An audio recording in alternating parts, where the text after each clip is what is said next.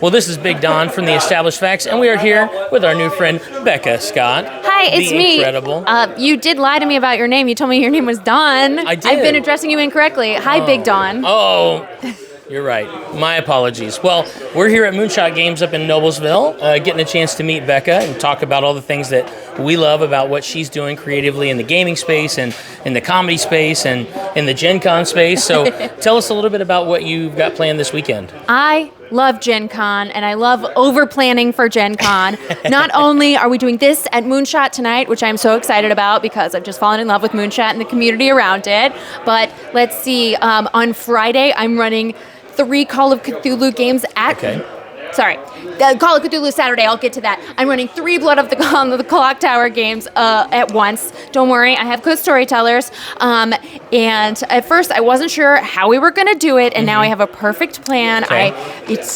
If you die, they're identical circles, and if you die in one circle, you die in all 3. So your counterparts need you to have it together, or else they will suffer. But in the daytime, you get to go talk to your buddy in the other game. Oh, I like that. That's a fun twist. I fell in love with Blood on the Clock Tower because we're also werewolf fans. Oh, yeah, of course. Yeah. It's the gateway drug. And we were just taught, we do a fun getaway in October with some buddies of ours, and we've been playing werewolf for probably the last 12 years.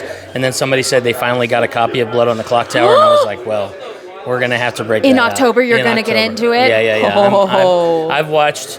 every No Rolls Barred episode. Same. Oh, yes. It's so addicting. Anyway. And they're so good. Yeah, they're very good. Well, shout out. We did run a Kickstarter and was blessed by No Rolls Barred because we got some friends to come, and we filmed 8 episodes inspired by how good theirs are. So they're coming later this year, next year. Yeah, they're in the can. It's just a lot to edit, as you may imagine. I can imagine. Yeah. Those games are what?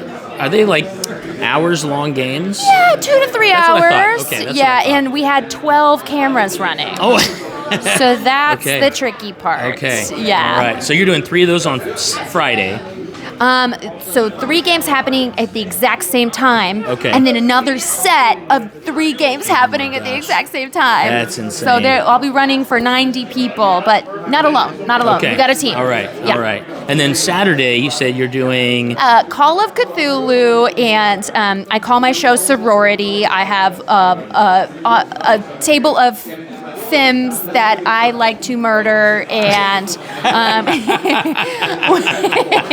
they are going on a spiritual retreat to the Open Your Heart Retreat Center, I love it. and nothing bad will happen to them. But their friend did go missing after she attended, so they kind of got to look into that. Find her. I'm setting it in modern day, so we'll see what crazy characters they bring. We have 2 hours, and it's sure to be action-packed and ridiculous, and usually someone goes a little bit insane, and you get some player-on-player chaoticness. That's the best thing about Call of Cthulhu, really. Yeah, There's truly. a little bit of PvP. Okay, well, now they're on the evil team. Now, do you have any programming you're doing on Sunday? No, I'm flying home to be with my baby. Gotcha. Makes sense. That makes sense. Okay. What are you excited about at the con? I'm actually going to be helping a company called No Rolls Adventure Team. Ooh. So I'm going to be running some games that they call big event games, but they run a game every year called Kill It, Keep It.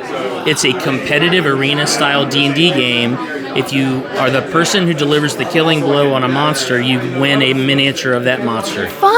Yeah. So we're going to be in Hall A. And you're organizing? I'm going to be game mastering, for that one. Yeah, so that'll be fun. It'll be my 3rd year doing that with them. And then they also run a really cool kind of D&D adjacent, like Harry Potter spin-off game. So so that'll be fun as well. I'm not running any of those. I got a chance to run those last year, but they've got games like that all weekend. So one time, the one and only LARP I've ever been to was in Poland in a castle, and it was called the College of Wizardry. Oh, okay. No relation to any other properties. Yeah, license completely free. Yeah. No IP here, but it was delightful, and that sounds very fun. There you go. It reminds me of that experience. There you go. Well, you can always come by and see us. We'll be over in the back corner of Hall A if you get bored and you want to come by. Sweet. I'll try and find you. Yeah, absolutely. We'll be there. That's so cool. Cheers. Yay.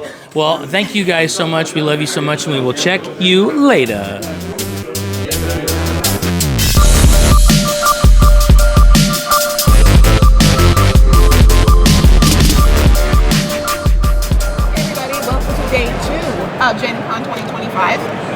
had the opportunity to join Weird Giraffe Games.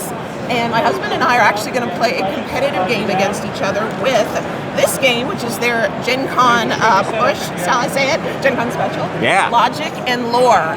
So we've been honored to join.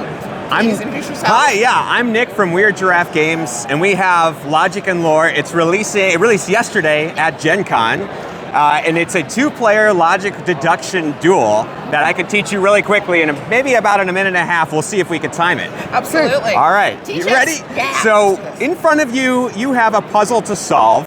You have the numbers 1 through 9, and we randomly shuffled them up, so you don't know where they are. The key is you can't actually look at your cards. So how you learn information about your cards... Why? It's more fun that way. Because, the lore is, the stars have been chaotically misaligned, and we are dragons searching the heavens to put our stars back into order. And we're working with our mouse companion friends who are a little bit magical, coming from our old game Wicked and Wise, that was out 2 or 3 years ago. They are out there communicating information to you, but of course you don't speak their same language, so you have to learn a little bit through deduction. So we're going to be deducing our puzzle in front of us. This is a competitive game. We are competitive dragons trying to solve and align the stars first. Okay. So what we're doing is on your turn, you're going to choose 2 of your cards and reveal them to your opponent, not to you, face out, and you'll ask a series of logical questions about that. Okay. There's a whole bunch of different variants in the game. We're going to start with the Starlight version of the game, which provides the questions for you, so you don't have to think of them. Oh, great. They're right here. Okay. So, why don't we just go ahead and get started? Okay. So, why don't you choose 2 of your cards. At this point, it's random anyway. Right, I was going to say, too. Okay, why not? Okay, so I show these 2 to my... and show And to your opponent, not to you, so don't look at them. So I'm showing these to All you. right. So the first question you're going to ask is, are they aligned? So those cards were down here. And so the question is this an 8? And or is this a 9? So you would point to any that are aligned. So just yes or no. Okay, no. No. Okay. So the next question is, are they neighbors? Are they next to each other? Would they be like a 5 and a 6 or a 4 and a 5? Gotcha. Anywhere along the line, are they neighbors? Yes. In this case, they're not. They're not. Because they're not exactly next to each other. Oh. Understood. So they have to be absolutely next to each other on the board. Oh. Absolutely next to each other. So that's what the neighbors gotcha. is. So are these 2? These neighbors? 2 neighbors. Got Yes. it. So Yes. No, Okay. these 2 are not neighbors. Okay. And then, are they symmetric? So do they add up to 10? Would they be like a 1 and a 9, or a 2 and an 8, or a 3 and a 7, or a 4 and a 6? Yes, they're not They're symmetric. not symmetric. Not symmetric. So finally, the last question is, which one is greater? So point to the bigger one. This one is greater. All right. Greater. Okay. So now you know a little bit about your cards. Right. You know they are not in the right places. Right. So you can move them to where you think they would be. Right. This is definitely... It's definitely not a 9. That's definitely not an 8. But you do Right. know this one's bigger than that one. Well, we do know, yeah, exactly. Exactly. Oh, interesting. Okay. Yes. Sorry. All right. Okay. So we also have some memory tokens Yes. for you. You could use the greater and lesser tokens to show that you know a relationship, and you could like throw like, oh, that one is greater and that one's lesser. Gotcha. So you don't have to symmetry. remember. Thank you. But we're trying to deduce and put them into order. Right. Into numerical order. So we've matched 1 through 9, and he's doing the same thing on his side. And That's we're right. matching, like I'm trying to match 1 through 9 going this way. She's trying to go 1 through 9 that way. That's exactly that. So it's a race. Okay. So whoever can do it first. At the beginning of your turn, the first thing you can do is reveal all your cards if you want. And if you're right, you win. Oh, cool. Okay. But if you're wrong, you lose. Right. So you better be real confident in that reveal. Exactly. If you're not very confident in your cards, you can start asking questions. Like, so choose 2 of your cards. So there's my 2. Okay. Are either of these aligned? No. So it's not exact. So this is not exactly a That 2. is That is not not a one, exactly and a that is 1. not They could be exactly a switched, two. but Right. yeah. All right. Are That is not a one, Are and they that's- neighbors? No. Okay. Are they symmetrical? No. And which one's bigger? This one is greater. Okay. So you know those aren't 2. Yeah. It's definitely not a 1, Right. because it has a card that's less than it. Right. Correct. That was not a 1 and that was not a 2. Yes. So you do know at least that much. Yes. And I know that this is not a 9 and that's not an 8. Oh, this is interesting. Well, because I flipped, actually. It was the other way around. I'm gonna cheat a little bit. You should pick cheat. these 2 Yeah? cards. Okay. Let's do Thank that. You. I love when the GM tells me That's what I need right. to, hey. Yeah. Unfair. So what's the first question? Alignment. Are either of these aligned? Yes. So only one of them is. So we're gonna point at the aligned card. Okay. Go ahead and flip that up. We know that's a 5. We know it's a 5. So We just both say know that. it's a 5, so we'll Okay. leave it flipped up. Okay. That is not an 6. Okay. But since you got a yes, you'll stop asking questions. Oh, interesting. And that'll be Okay. the end of your turn. Okay. So Then but you do know that's not a 6. And we know it's not a 6, and we know obviously that is a 5. Right. So, okay. Yes. Interesting. Yeah. Okay. So we'll go back to you. Okay. All right. Your first question you would My ask first me. is, are they aligned? This one, yes. Okay. Oh, so flip that one up. That's a 6. Yep. All right. There's that. I love it. Okay. Yes. All right. So you'll keep going back and forth, Uh-huh. deducing the relationships between the cards. Yes. Yep. And that is a really fun starting mode that takes about 15 to 30 minutes. I calculated 384 different variants of this game Wow. to Amazing. play with a whole bunch of challenges. So let's say you've got the numbers 1 through 9 in front of you. Right. Yes. Man, that's a hard deduction. But what if you took randomly one of these 1 through 9 cards out Oh my. and put in a black hole? Oh, hate when those pop up. Yeah, Okay. All right. this is a 0. Oh, okay. So that would Yeah. be randomly in there somewhere. Somewhere. And if you reveal it, pick it up, and ask questions about it, Uh-huh. it's the answer to every question is it's always no. Okay. So it will kind of throw off the deduction a little bit, and you have to deduce which card is Obviously, missing. except for the last one. The Exactly. Like, is it greater? Yes. This isn't no. Yes, yes. So the other one obviously. So greater. so the black hole is, yes, exactly. Gotcha, It's okay. nothing. It is The nothing, other okay. one is always greater than the Gotcha. black hole. Oh, wow. Yes. So we've got that. We've got the opposite of a black hole, which is a red giant. Uh-huh. It's always bigger. Uh-huh.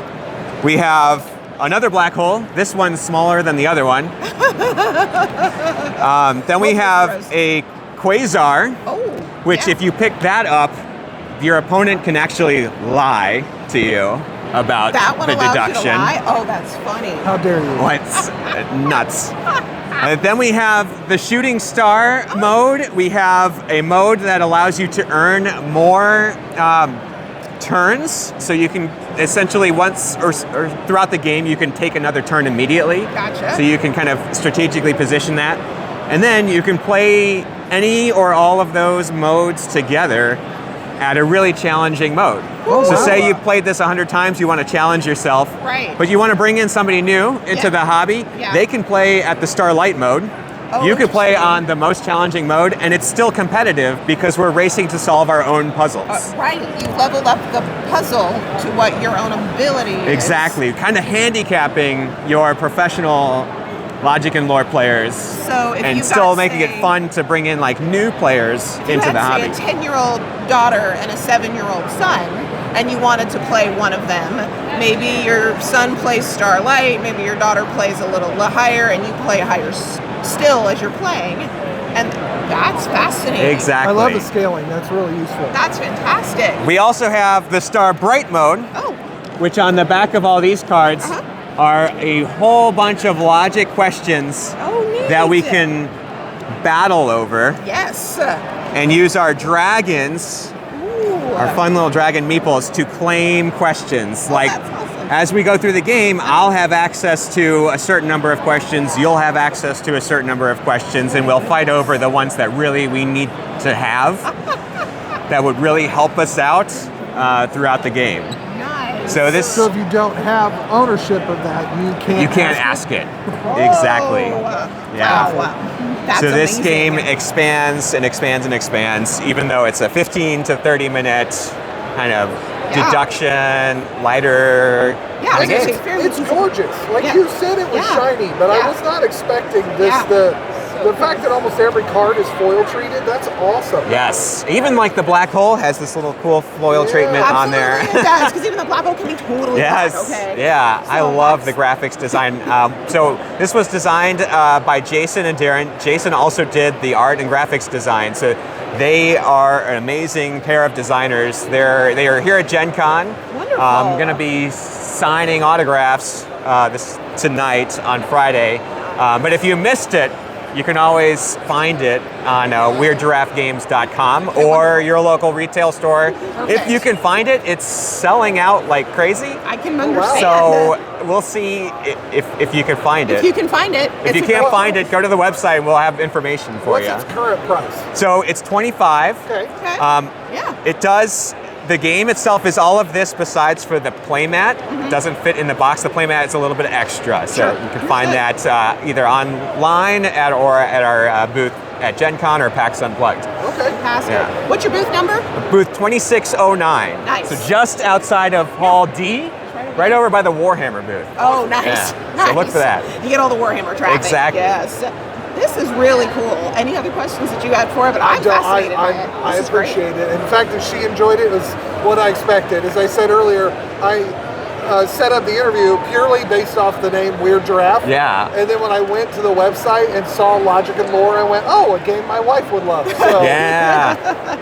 Excellent. Fantastic. Cool. And then, so we're gonna. Well, I was gonna say we might have to wander by Weird Giraffe Games. I don't know if you've even got any of these left at this point, but we might. For $25, that is a very reasonable price. Oh, yeah. For the replayability inside this game. So amazing. So with that said, make sure you check out Weird Giraffe Games, and we'll check you later. Bye. Bye.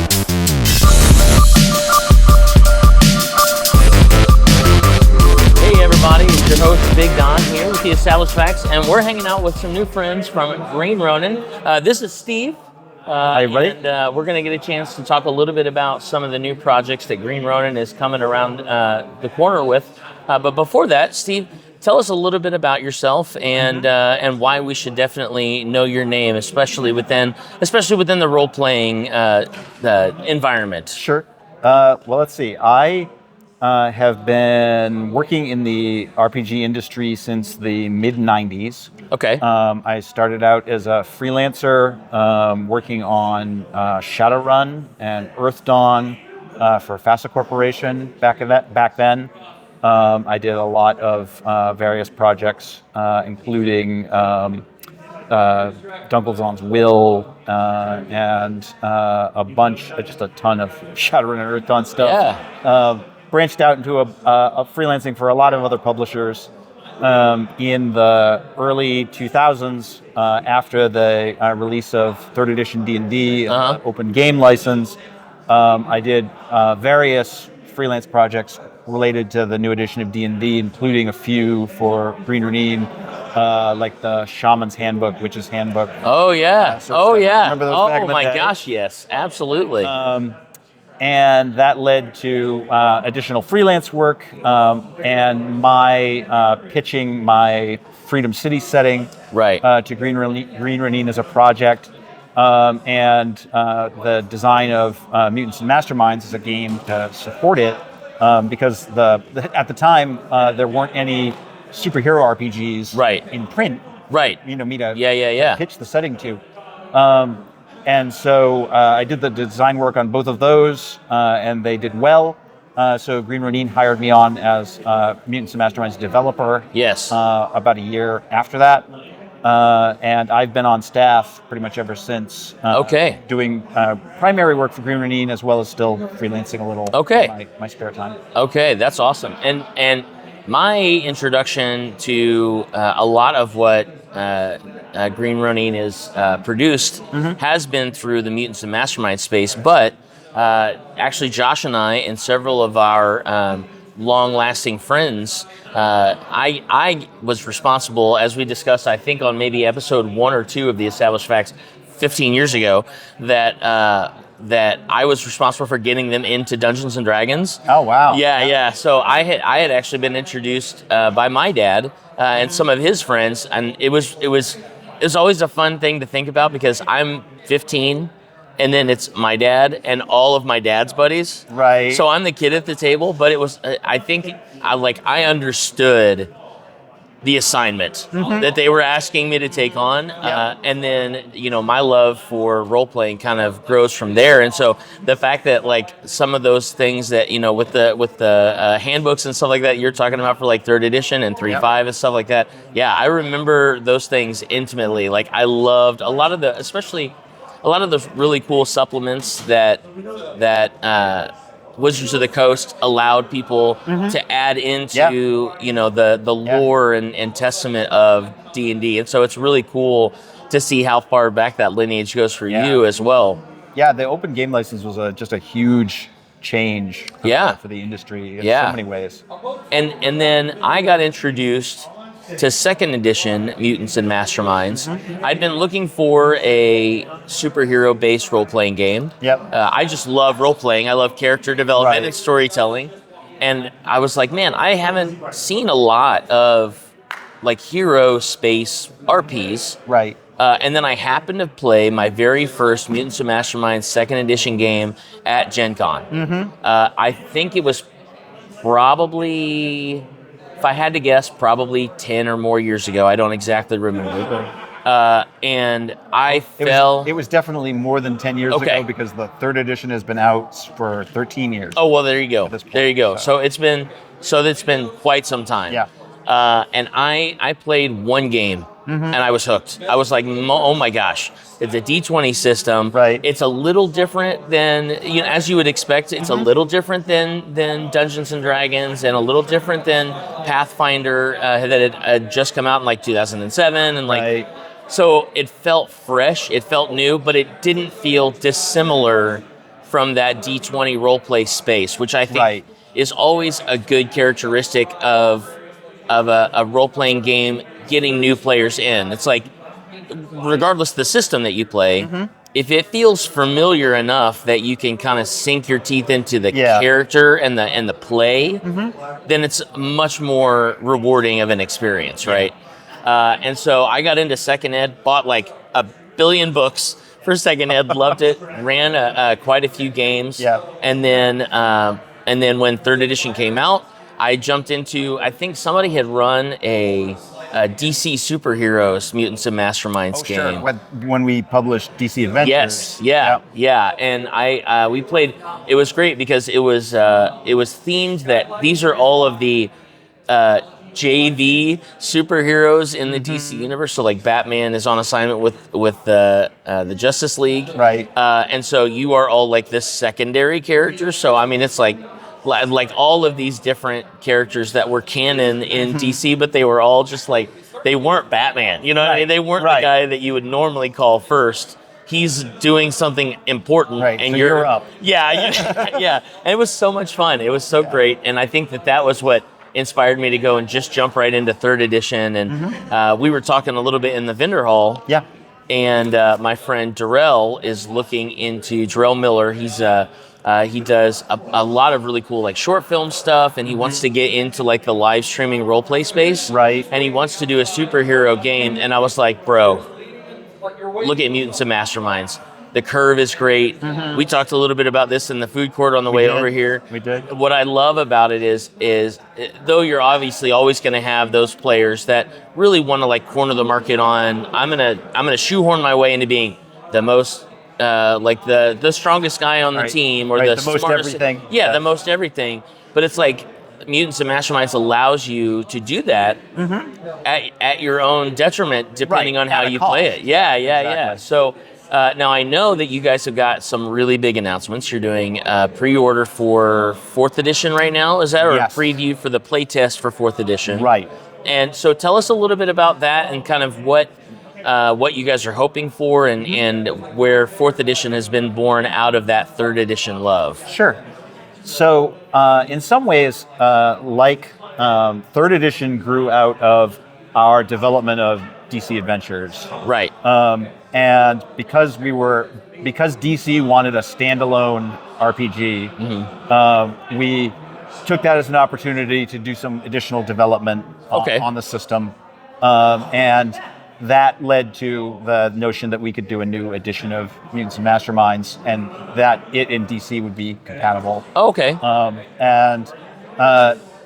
So in a similar regard, we have been working on a licensed game for Valiant Entertainment. Okay. Their comics universe. Okay. And that is that the Sentinels series, or what is Valiant? So Valiant is a comics universe that started in the 90s. Okay. It's passed through a number of hands since then, and is characters like Exo Manowar and Shadow Man. Oh, okay. Bloodshot and a number of others. Gotcha. And we are developing. Well, have developed. We have in production a Valiant Heroes Handbook and a Worlds of Valiant source book. Okay. That are a further iteration of the Mutants and Masterminds system. Yeah. Kind of a sort of a 3.5 iterum. Okay.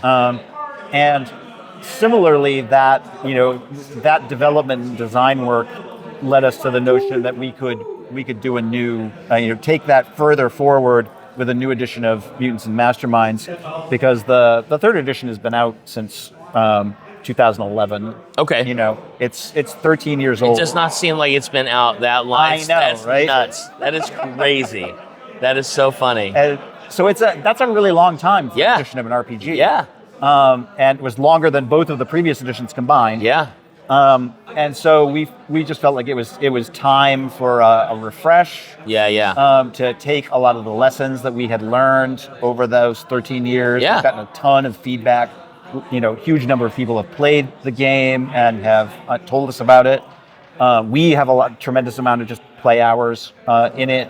And so it was an opportunity to apply all of those lessons and some, just more sort of state-of-the-art design to the game. So we have a beta test version of the Heroes Handbook for 4th edition. It went through an alpha test with playtesters on our Atomic Think Tank community online, and saw some development and changes from that. And now for the beta test product, we wanted to do a wider public play test. Gotcha. So we're putting out a limited print edition of what we're calling the Origin Edition. Okay. Sort of the new origin of the 4th edition. We're doing a limited print run of 1,000 copies. Okay. And obviously an unlimited PDF release. Okay, cool. So anybody who wants to get access to it can. Yeah. And we're going to do a 2-month playtest window. Okay. In August and September. Okay. And have surveys and opportunities for people to give us their feedback. Yeah. On how the game goes, on what their thoughts are, on the changes and the development of things, and then we're going to go back to the design revision process and implement that feedback. And we're aiming for a release of the 4th edition sometime mid next year, basically. Okay. So around summertime is what you're late summer, early fall. Okay. So maybe like it might be closer to GenCon. Okay. It may be closer to September, October. Gotcha. Okay. We'll see how it goes. Cool. Okay. Well, hopefully by holiday season for 2026, people will be picking up their. That's awesome. Yes. Okay. So what are some of the big and exciting changes that you're looking forward to that you've already kind of made between 3rd and 4th? So a lot of it is really incremental in terms of just fixing a whole bunch of little things. Okay. And that's one of the things that makes it hard to be like, oh, there's this tremendous change. There isn't really. Yeah. There are a lot of little changes. Yeah. There are some that are more significant than others. Okay. So we in the beta test we've trimmed the abilities from 8 down to 6. Okay. And have gone with more of the 2nd edition's approach. Okay. Where characters have an attack and defense score. Gotcha. Or rank, and the strength, agility, stamina, intellect, awareness, and presence. And we think that may be a little more accessible to folks in terms of understanding. Especially if they're kind of transitioning from like a fantasy role play with those 6 attributes and stuff like that to kind of a sci-fi superhero based game. That's cool. Yep. That's very cool. And we've added a reaction option in the action economy. Okay. Similar to that found in 5th edition D&D, for example. Okay. Where characters basically get 1 reaction per round that they can do in response to something else. Okay. And that opened up a really interesting design space in terms of advantages and power modifiers. Okay. So we have a bunch of reaction advantages that are based off of that open up a whole range of possibilities for what characters can do with that reaction. Yeah. Similarly, there's power modifiers that you can have reaction-based powers and effects. Yeah.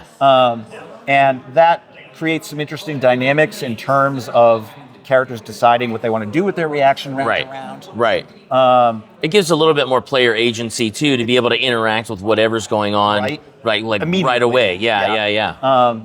We changed a little bit about how we folded the abilities granted by hero points into advantages. Okay. And made spending hero points basically the ability to use any advantage you wanted. Okay. Essentially, and now that includes all the things hero points used to do, as well as basically most of the other advantages in the game, which simplified how hero points worked. In a way.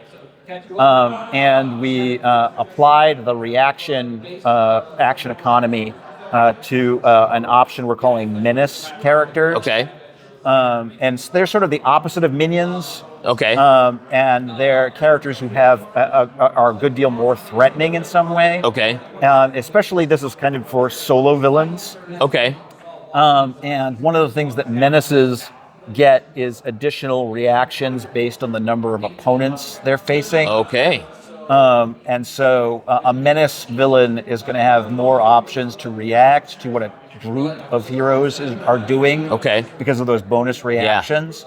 And I think, at least it's been really promising in initial playtest, it smooths out the issue of solo villains getting kind of overwhelmed. Just tanked by the whole party. Whole group of characters. Yeah, that's great. This way they get some options to react to what the heroes do. But the reactions don't overwhelm things in terms of the villain getting a lot of actions, per se. Sure. It depends on who they're fighting and what they're doing. Yeah. And it in my playtest games, really seems to work into the flow of the way solo villains work in the comics. Gotcha. Yeah, and I, from what you're describing to me, kind of how I'm interpreting it, and correct me if I'm wrong, but it feels like it kind of gives, like when you think about that solo villain. Yeah. They're a solo villain for a reason. Right. They've been able to hold their own against lots of opponents, whether it be numerous opponents or just a lot of individual opponents. And so they're kind of skilled in the way of being able to handle a group of people, still survive, inflict a good amount of damage or power or will against their foe, and then still be able to scoot out. Right. Without that lethality or whatever that may look like. Does that seem pretty accurate? Absolutely. I mean, one of the ways we were handling solo villains was just power level. But that alone really didn't compensate for the way the action economy worked. Right. So I really the menace option will be a nice sort of complement to that. And we've all played those fantasy games where you've got the gargantuan red dragon, but then you've got 8 heroes and every one of them score a crit and they kill the dragon in one round. Yeah, exactly. So you're just like, okay, wow, I prepared for a 3-hour battle and we got done in 30 minutes. Done. Yeah. That's very cool. I like that a lot. That seems like a really cool change too. Like just to be able to kind of give that ebb and flow and that feel of what a superhero might be dealing with when it comes to somebody who is highly skilled in that. You know. And I think what is neat about just the idea of tying that into a narrative is that also allows for like, you know, the Red Hoods of the world, where it's like they've been trained by Batman, but then they were saved, and now it's like if they had to fight Batman, they kind of know what they're doing. I mean, they're more leaning on the good guy side, but it's like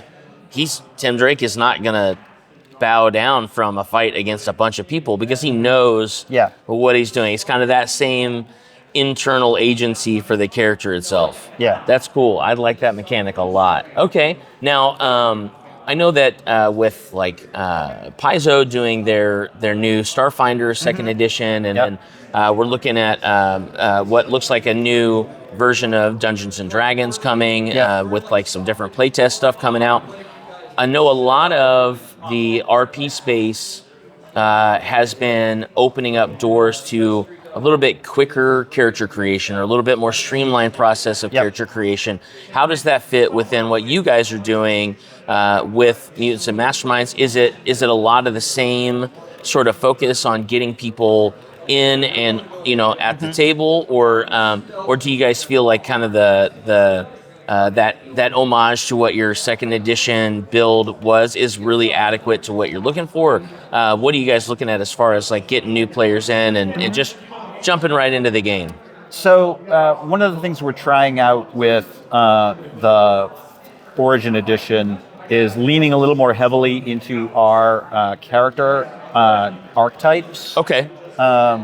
And building them out to have some more options built into them.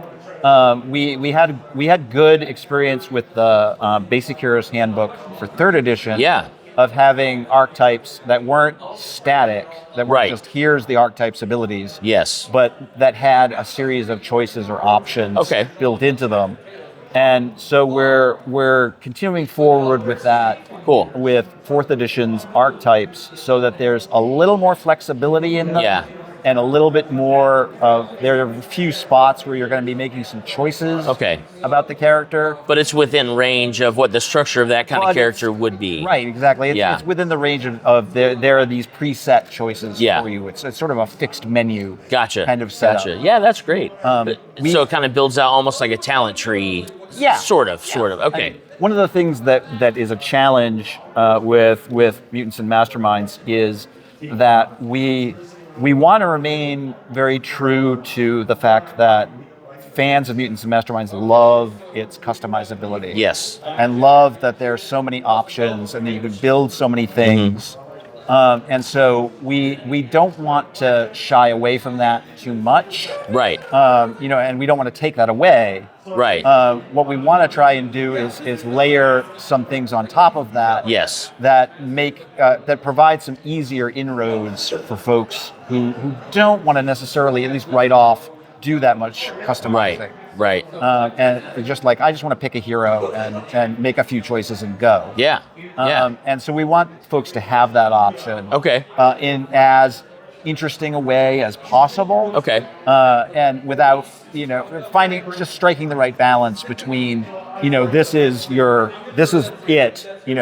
Here's a fixed set of abilities. Yeah. And you have some choice. Yeah. And so we're working on that. I'm really looking forward to getting feedback on how the archetypes as they are now do that and ways we can improve as far as that goes. Gotcha, very much. That's cool. And as far as if somebody wanted to get into the beta playtest, whether it's PDF or a physical copy, something like that, what would be the easiest and best way to get signed up for that or to be able to start promoting that?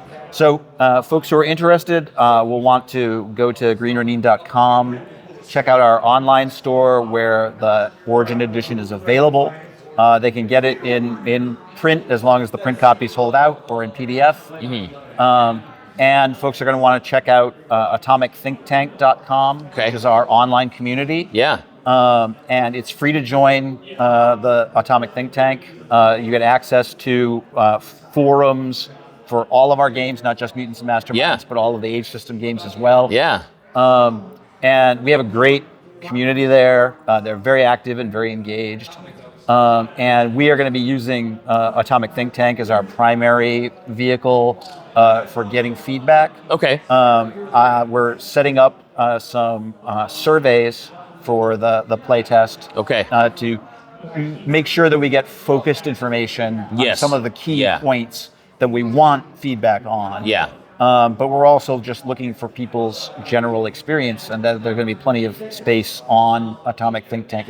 If I know our community, there'll be a lot of discussion. Good. About what people think and what works for them and what doesn't work for them, and people's overall reactions and experience. Okay. And that's also very useful information. That's very cool. Now I know in general, right, Green Ronin, you guys have got your Mutants and Masterminds, but Josh and I were over in the booth earlier, and he was reminded that you guys have, like, you guys did the Freeport expand, like for Pathfinder and 3.5 and like 5th edition stuff, and you guys have got a bunch of really cool things going on at your booth here at GenCon this weekend. Yeah. So are there a couple of other highlights that we can throw out there for people to be looking forward to if perhaps Mutants and Masterminds is not their fancy, or if they're looking for something a little bit more? What are a couple of other projects we can look forward to? All right, so Green Ronin's been around for 25 years. Yes. This year is our 25th anniversary. I saw that. That's awesome. So we have done a lot of stuff. Yeah. Right now, Green Ronin's primary other game lines are based on what we call the Adventure Game Engine, or AGE system. Yes. That was designed by Green Ronin president Chris Pramis. Okay. It was originally designed for our licensed Dragon Age RPG. Right. And later spun off into the Fantasy Age RPG, which we just released a second edition of last year. And since then, we have since done a Modern Age edition. We have the Expanse RPG, the Cthulhu Awakens RPG based on the Age system. We have the 5th season game based on N.K. Jemison's Broken Earth trilogy of novels. Okay. Coming out soon. Yeah. We kickstarted that. It's in production. It's just ready to ship to the printer. Okay. To get ready. Folks who backed it already have the final PDF. Oh, that's fantastic. Okay. But it's going to be out in print as soon as we can manage. So we have a whole bunch of each system games. As well. And they can check out all those titles on the Green Ronin website. Yeah. Correct? Yep. Okay. Awesome. Wow. Steve, there's so much going on with you guys, and I'm really excited for you guys. I'm definitely going to jump online, get signed up for that playtest, because I'm really excited about the future of Mutants and Masterminds and just seeing where that's going to go. In general, Steve, where can we find you on socials? What can we do to get linked up to you and just continue to see this great stuff that you guys are putting out? Sure. So I have a website at stevekenson.com, which is my infrequently updated blog. Okay. Mostly. Yeah. And I am also on Blue Sky under that as well at stevekenson.com. Okay. And that's pretty much all my social media at this point. Green Ronin is also on Blue Sky and most of the other socials. Yes. Either Green Ronin or Green Ronin Pub. For publishing. Okay. On most of those. Okay. Perfect. All right. Well, thank you so much for spending time with us. Pleasure. I'm really excited to see what's going on for you guys at GenCon and in the future. Make sure that you jump online, get signed up for the Green Ronin Mutants and Masterminds playtest and beta. Jump on that forum. Make sure you guys are helping out with an incredible brand, an incredible game, and some incredible guys. Steve, thank you again for hanging out with us. Absolutely. We love you guys, and we will check you later.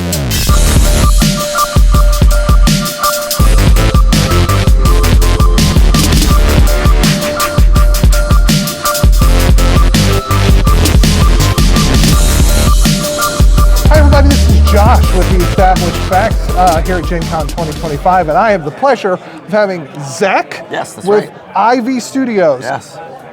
Who are you?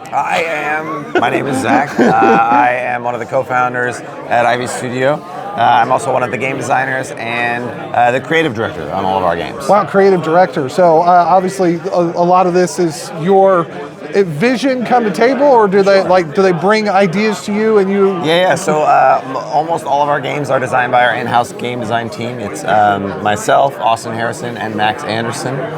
So yeah, one of us might have an idea. We bring it to the rest of the team. We kick ideas around. We're just in pursuit of making really fun games that we love and hopefully that you love. Do you have any particular board game types that you specialize in? Yeah. So I think obviously we just gravitate towards games that we like. And so a lot of the games that we like have high player interaction. Like one of our, maybe a great example that really inspired us to make our first board game, Moonrakers, was Cosmic Encounters. Oh, wow. We just loved the way that the player interaction worked. Sure. And so for Moonrakers, we took another game that we loved, Dominion, which is a deck builder. Yep. But we're like, we wish it had that player interaction that Cosmic Encounter had. And that's how our first board game was born. Wow. We wanted to make a deck builder that had some player interaction. So we started working on a deck builder. We love sci-fi. Sure. So we made a space deck builder where you're building up ships. You're trying to go on contracts, do damage and shields. But a lot of times, at the beginning of the game, you don't have enough damage and shields to finish the contract. Of course. So you'll need to entice other players to join you on the contract by offering them a share of the rewards. Okay. So if we come to a deal with our negotiation, then now we're going on a contract together. We're both playing our cards together. But of course, no one's going to help you win at the end of the game. But by then, I'm sure you'll have built an amazing ship and you'll be able to solo a big contract for the win. So Moonrakers then would be a competitive deck builder like that, right? Okay. But with semi-cooperative moments. Okay, fair. Yeah, because again, the wheeling and dealing type thing. Yes. Is competitive kind of where a lot of your stuff lands, or do you have some of that? We have a wide selection. Oh, I love now that. since Moonrakers. So that was our very first game. That's amazing. But now we have all kinds of games. We actually, speaking of maybe on the fully cooperative side, okay, we have I think our first ever cooperative game. All right. Cooperative game. In Time to Panic. This is a GenCon launch, so we are launching this just right now. Right now? Here Wow. at this Oh my goodness. Yeah. Alongside 3 other small box games. So keep an eye Which I out heard for there's those. a deal going on here. Yes, there's the bags, and also these are all limited editions. So as soon as these come on sale, these have holographic cards. These got foil cards. So grab it quick. Yes, because they're going to run out, and we won't print them. We won't print the limited edition again. But anyways, Time to Panic. It's a cooperative game. There's a timeline of cards. Okay. You are playing as multiversal agents that are trying to repair a broken timeline. Okay. So we're all playing cards from our hands, 1 through 36. Wow. We're trying to end with all of them in order. Okay. You're playing cards, you're doing the ability on cards, you're doing the ability of the adjacent card. Okay. But then panic cards happen and ruin everything. And Oh, you gotta how- just figure How it all dare out. they? So yeah. So that's our first cooperative game. Okay. And we have another, which we haven't talked about, Mark. When's this going live? When is this posted? Well, it depends. If you're going to tell me I have to wait until after the con, I can. No. Well, I was just saying. We got a fully cooperative deck builder coming out this fall. This it's our fall. first deck builder. Okay. Ever since Moonrakers. We're coming back to the genre. All right. We're going full co-op this time. I'm very excited about it. You can play test it in our Discord. Okay. It's going to launch on October 7th. There are posters out there. Okay. This is the very first look at them. It's called Honor's End. Honor's Which End. that has not been publicly stated yet. Oh, so Gen Con it's a bit of a exclusive. geek. All yes. right. Yeah. That's good. So I've heard Kickstarter thrown around a lot. Are you guys do crowdfunding a lot? Yeah. So we do the first launch of all of our games on Kickstarter. Okay. We'll often have very fun extra deluxe editions, but then all those games, the base version at least, will come to our website. So you can buy all of our games at shop.iv.studio. Shop.iv.studio. Okay. That's right. It's good to say that repeatedly. So Yes. Well, what else do we got going on? I'm loving the new game. I see Craft and Pillars of Fate. Like, what are these other small guys? So we've got Graft, which is a card drafting game. Okay. But with a little bit of push your luck. Okay. So you're trying to play cards that you have, foraged or fished or farmed on an alien planet. You're trying to build up a row of cargo cards. As you play out your row, you'll score exponentially more points. Awesome. But you are also adding restrictions. Okay. So for example, I played this card. It has a lot of points, but I can't play any more fish. Oh my goodness. But you might get a hand that only has fish. Oh. Which is bad news. Obviously. Because then you scrap your whole row, you busted, now you got to start over. Press Your Luck is. I've seen a lot of Press Your Luck games this year, which can be a lot of fun. I don't remember specifically the name of it, but I do remember I have a 7-year-old, and a 6-year-old at the time, he was pressing his luck, and he was apparently very lucky because he won the game. It was very fun to watch. They don't know. They don't know what can hurt them. Just keep going. Just keep going. It's so good. I love it. And the last of our 3-box games is Pillars of Fate. Okay. So this is in Veiled Fate, which is one of our universes. We have a lot of IP that we create. Which like the one in front of us? This is Veiled Fate. So this is a return to that world. This is a lane battler. This is our kind of spicy take on a lane battler. Oh, okay. So it has some hidden information. So you're playing one card face down in each lane, Okay. 2 cards face up. Whoever has the most power, the biggest numbers in the lane, wins the lane. Okay. However, you don't always want to win each lane. No. Because there's also a suit factor. There's scorpions or there's feathers. Okay. Each lane has 2 outcomes. One is negative and one is positive. Wow. So you might try and win the lane and push it towards the positive result, or you might try and lose the lane and push it towards the negative result. Okay. But you can also try and trick your opponent into thinking, oh, he's trying to win that lane, but actually you play your secret card, which is a super low card, and actually you're going to lose that lane and then push it towards the negative score. So it's there's a lot of misdirection. You can be very clever. Yeah. And I know my wife really loves clever games, especially when she can out-clever me, which is not that hard. You know what? I'm fascinated. I know we were directed here by our friend Carl at PopCon. I've heard a lot of buzz, a lot of excitement in here. You have, in my opinion, the most gorgeous use of the outspaces in here. I love the lights. I love all of it and so forth. So, you know what? Again, I'll let you repeat. Where can they buy your games? Where can they find your information? Yes, so shop.iv.studio is where you can buy our games. Okay. Sign up for our newsletter. We also have a very wonderful Discord. That is a lot of the people around helping out in our booth. You can find there on Discord. You can hang out with us. You can play test our new games. So please come join us on the Discord. Yeah, Ivy Studio. Shop.iv.studios. Yes. Sounds good. Well, thank you again for joining us. This was Zach. I'm Josh, and we'll catch you later. Bye.